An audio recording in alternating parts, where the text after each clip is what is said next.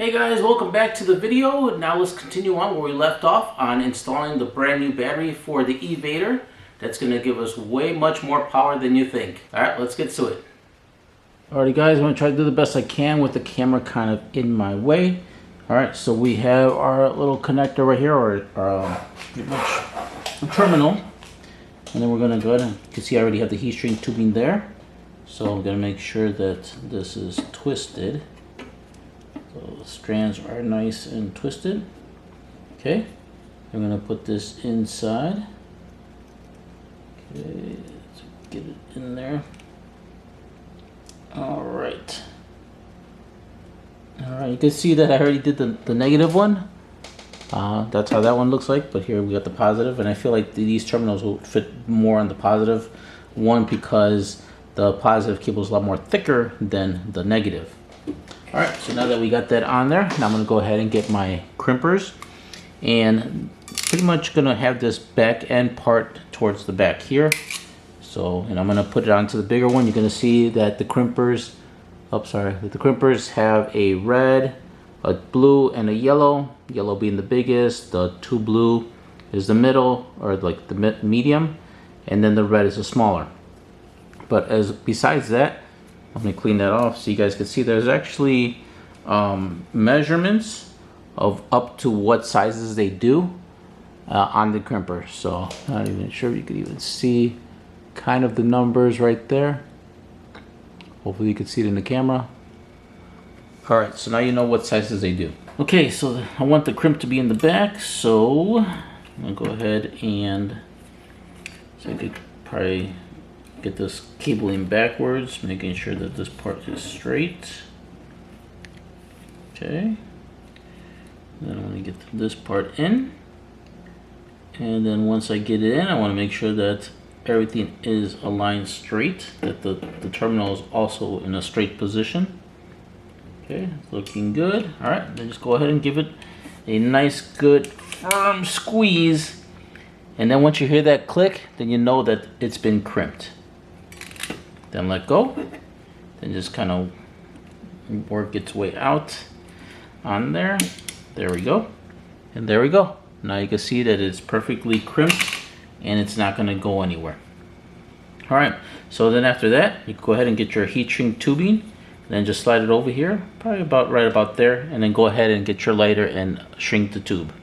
Okay, now we got both of those already crimped and with the heat shrink tubing over it. Now before we actually put the little connector on, let's move over to the bench and do the same thing with our plug, our other part that's going to connect to the battery. Sorry for the mess over here, guys. Okay, so now we're going to do the same thing with this particular cable. Again, I want to go ahead and kind of just splice it over here, as I want the cables to be even. You definitely want even cables. You don't want to be like this where they're not even. Alright, so I'm going to go ahead and cut away. Alright, so about there. Okay. Okay, I'm going to go ahead and, well, that one seems to be already soldered, so we'll just leave that as is. We're going to go ahead and splice this one, and it's going to be with the same method that I had showed you over there, which is going to be put the little cap over it. That way you know how much to splice. And then we're going to get our strippers, wire strippers, put it here, hold the cap at the end so that way it doesn't go anywhere, because you don't want to put it on here and keep on going and then all of a sudden it just pops out, because then you're not going to get a, you know, good accurate amount of cable to be stripped off. Okay, about there. Okay, then I'm going to go ahead and twist it. Alright, and make sure again.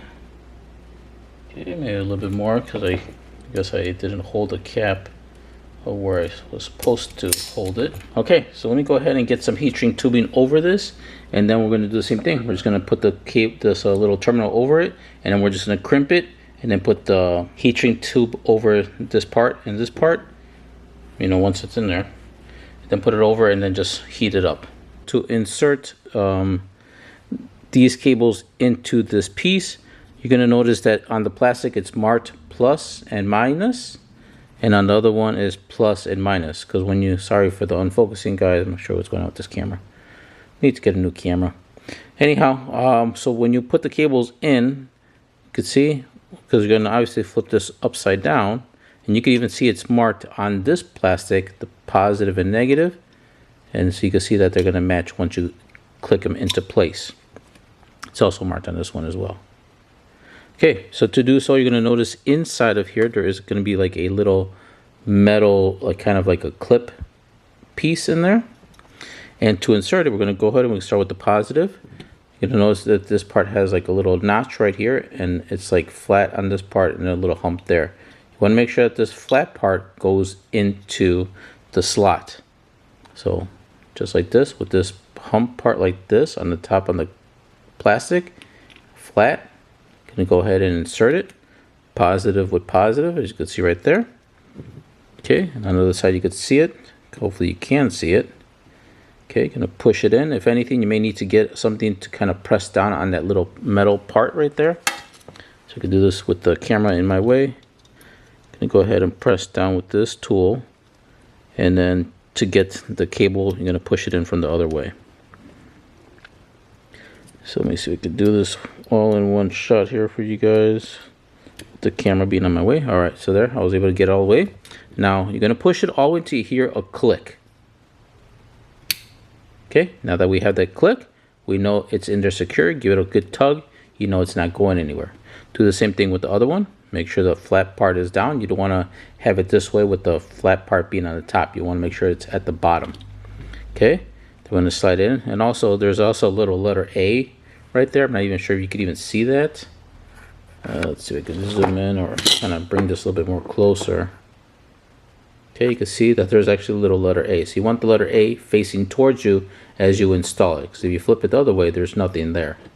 So just a little side note so you guys could install it the correct way. Okay, so I'm going to get this. Make sure it's up. Push it in. Get my tool.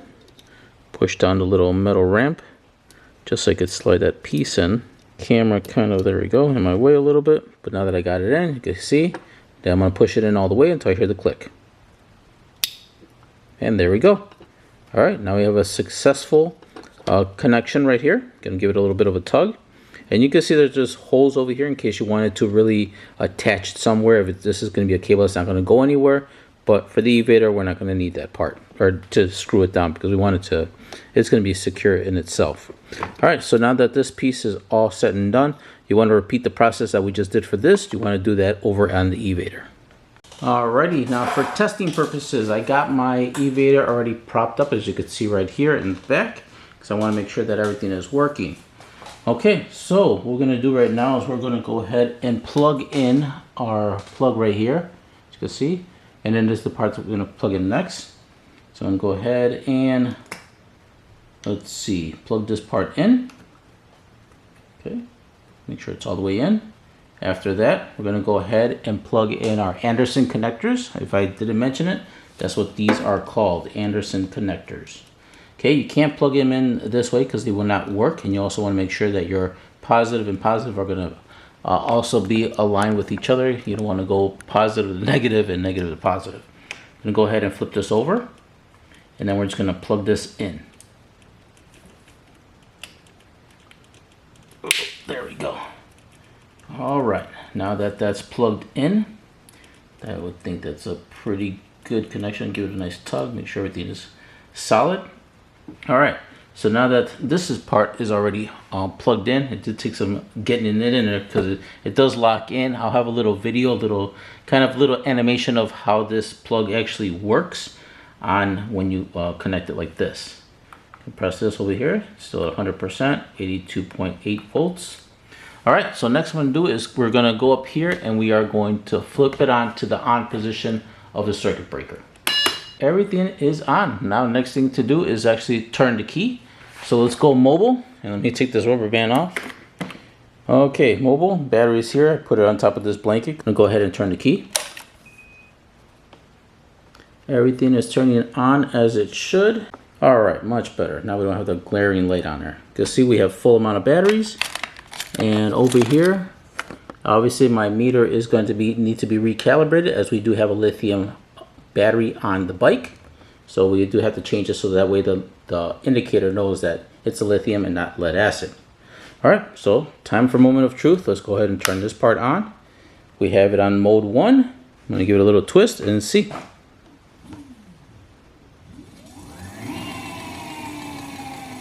All right.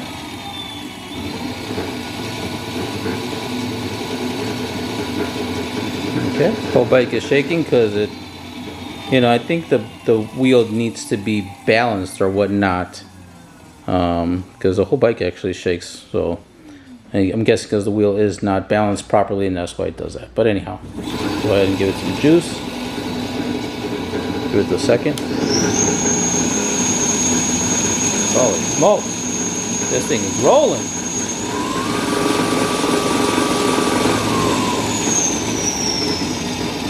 Wow, definitely a lot much more power, I believe, with this battery.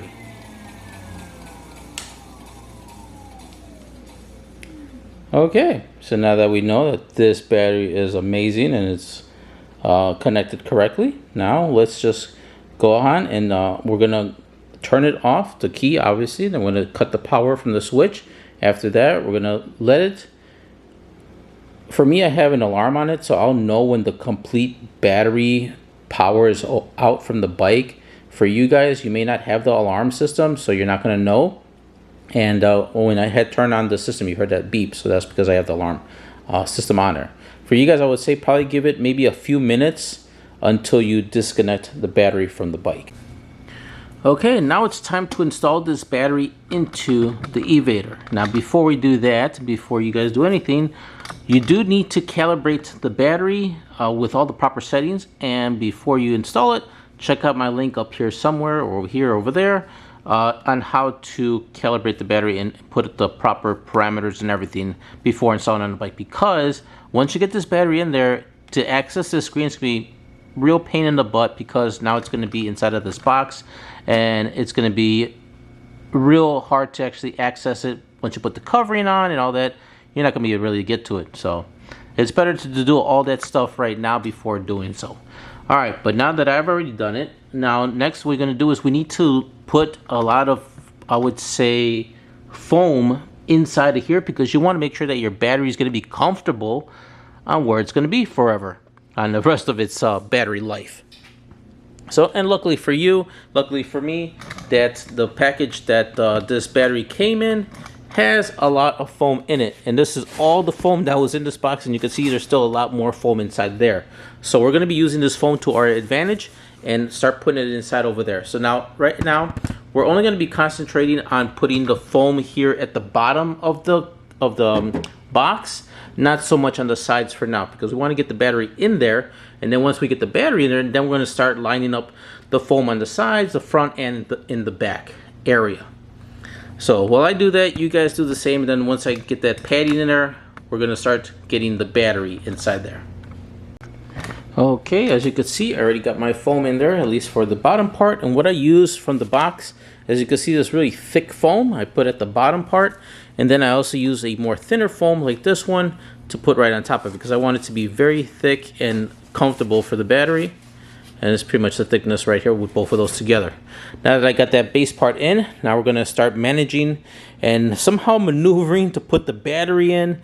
Obviously, you can see I have a lot of wire here. I'm going to have to try to move some of this wire for myself. Maybe possibly moving this little converter box out of the way so I could have a maximum amount of space to get this battery in there.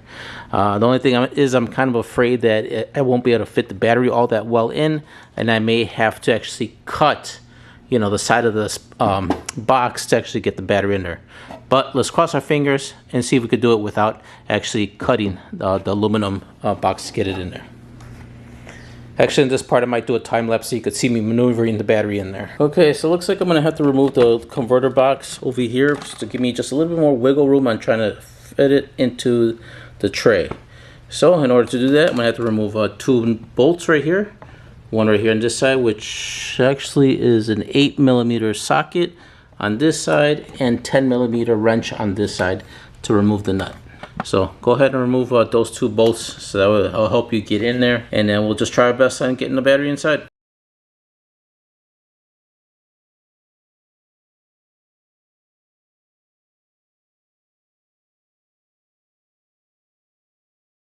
Alrighty guys, as you can see, well, now you can see right there, I finally got it in there. I was just so afraid that I was gonna have to cut it, but you saw in the video how, on how difficult it was actually to get it in there. I had to move a lot of these cables out of the way, but we got it in there without having to modify the case whatsoever. So now that I got it kind of centered in the middle here, now we want to start putting our foam in between the wall and the battery over here on this side. Same thing on the inside over here on this side. And also I'm going to put some foam here in the front and also in the back, so it could be nice and kind of cocooned in a bunch of foam. I also decided to have the screen, even though it's upside down, like up here. So if I turn it on, you can kind of see it right there blinking. So I have it on the top because if I were ever to like want to look at it or whatnot when I'm taking the panel off, I'll have a much better, easier time to be able to see it from up here, even though it's upside down, compared to it being at the bottom and kind of a little bit more harder to get to. Go ahead and turn that off. All right, so next, foam time. Foam it all over the place, and you guys do the same. Alrighty guys, it is all foamed up and super comfortable. It's not going anywhere. As you can see, I have foam all over the place around here. The only thing I didn't do is I did put foam over here, but you can see I didn't put it all the way to touch the screen. I don't want the screen to get damaged with the pressure of the foam. Foam under here, foam in here in the back. The only thing left to do is to put some foam on the top, and I already got my piece right here. And then I also cut a slit in the foam, which is right over here. You can see where my finger is, and the slit is to allow this cable to go right through it. So, and yeah, so now this thing should be all foamed up and super protected from vibrations. Is really what it's for the bumps on the road. You definitely don't want this battery to get upset for any reason and cause us any problems. So we wanted to make sure that this battery is nice and comfortable. Alright, so I'm going to go ahead and put this piece on, and then I'll show you what to do next. Okay, now the last thing to do is to pretty much put the battery tie-down straps, which is these bars that we had removed when taking out the old battery. So that's just going to go right over here. Put it right there. Make sure that these little rubber sliders or whatever just kind of press down on the foam. So while I go ahead and do that, you guys do the same. Just make sure it's right there and probably about there. And then go ahead and put your screw down and tighten it down. It's going to be with a 10mm socket on these bolts. Okay, so the only thing that's left to do now is to connect your battery, as here is the plug for the battery, and that's going to work with the one that comes out from the battery. There is a little cover for it, so you're going to go ahead and undo the cover. Grab this part, it only goes in one way. Just going to go ahead and plug that in. Okay, now that it's plugged in all the way, now it's up to you if you want to put maybe a zip tie through this little hole here and kind of zip tie to kind of keep this connector together. I don't see it ever coming apart, but I'm just going to do that anyway. Get a little zip tie, just poke it through the hole there, and zip tie it on. So that way it kind of just gives that security that the plug will not come undone for some odd reason. Alright, so now that I got it zip tied there, I'm just going to go ahead. It doesn't have to be super tight, just enough to kind of hold it in place like this. Alright, so now that that's in there, I'm just going to go ahead and tuck the wires inside. And for any reason that you do need to undo or unplug the battery, you can unplug it there, or you can unplug it from the Anderson connector. Alright, so I'm just going to go ahead and try to tuck all of this nice and neat inside. I may probably do some zip ties here on the bracket to kind of hold the wires in place so they're not, you know, moving around in there. But other than that, it is looking good. As you can see, I do have lights over here. You may not have that on your bike, but if you want to do lights like this, and the reason I have the lights inside here is because if you get the white e-gram or the white e-vader, the light can shine through the plastic and therefore giving it a nice cool lighting effect. I'll have a link up here on the top of the video somewhere if you guys want to check out that video on how to do lights on the inside of the gram. I keep on calling it gram because now I already had changed it to e-gram. But anyhow, so yeah, so check out that video once you get done with this video. Alright, so now that we got all this in place, now let's go ahead and start putting our paneling back together and tidy up everything. Alrighty guys, as you can see, the bike is back into its original everything. It feels so good to finally have the lithium iron phosphate polymer 4, I think. Anyway, LifePo 4 for short. So, bike is already complete. Let's go ahead and give it a little turn. You see that the charger is there because I'm going to show you that in a second. I'm going to go ahead and turn on the bike. Set this, let's give it a twist of the throttle. You can see it's perfectly working, as you can see my LED light on there. Alrighty guys, so last thing to do really is to throw it on the charger. So you can see I do have my charger right over here. So in order to charge it, if you don't already know, you go ahead and move that down. So here is the specific charger for this particular battery, lithium battery charger. Alright, I'm gonna grab our plug, and this only goes one way into the charge port. So you go ahead and lift up your little storage compartment here. And let me see if I can do this with one hand. Well, it's gonna show you where it goes, but I'll just put the camera back on the tripod to do it. So you lift up your port here, or your storage box, and lift up the little flap. And when you lift up the little flap, you're gonna see that it has 3 prongs. When really it's only these 2 prongs here. That middle one's actually plastic. So it's only a negative and a positive. So once you put it in there, like I said, it only goes one way, then you're good for charging. So let me go ahead and put the camera back on the tripod. So let me go ahead, let's see, it's on there, okay, right there. So I'm gonna grab my cable, and then you're gonna see right away that this light is gonna turn red, indicating that it's already charging. And you could see even inside this plug over here, you could see that there's metal here, metal there, but that center one is just all plastic, so that doesn't go to anything. I guess originally that would have been a ground, but it doesn't have a ground, so, yep. All right, so I'll go ahead and put that in there.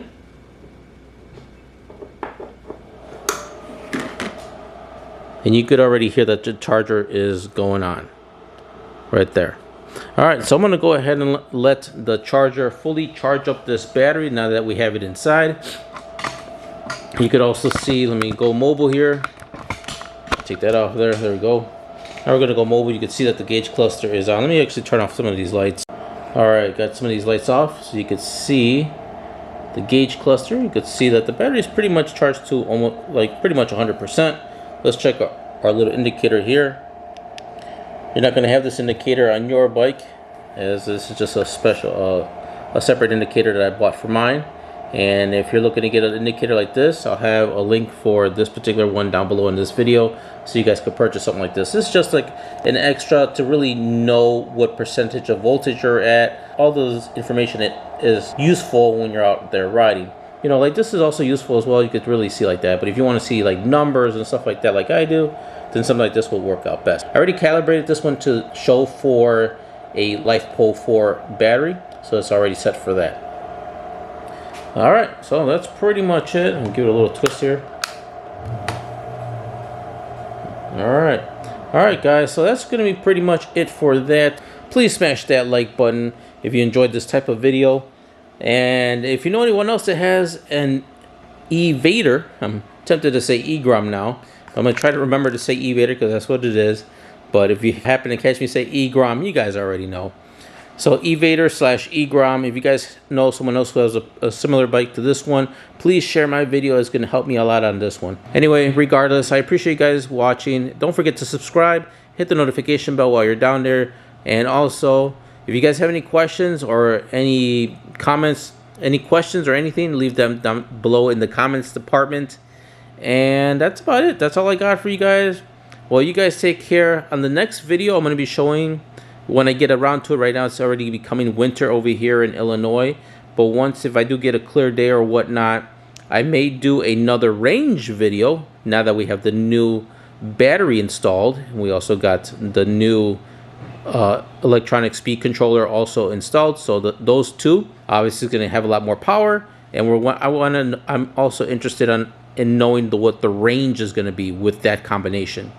I did finally order the hub motor, so that new hub motor is going to be coming in the next month or so. I'll be doing a video for that as well, and that's going to be from QS Motors. It's a 10,000 watt motor. All right, guys, that's all I got. I don't want to make the video too long. You guys take care. Catch you guys on the next one.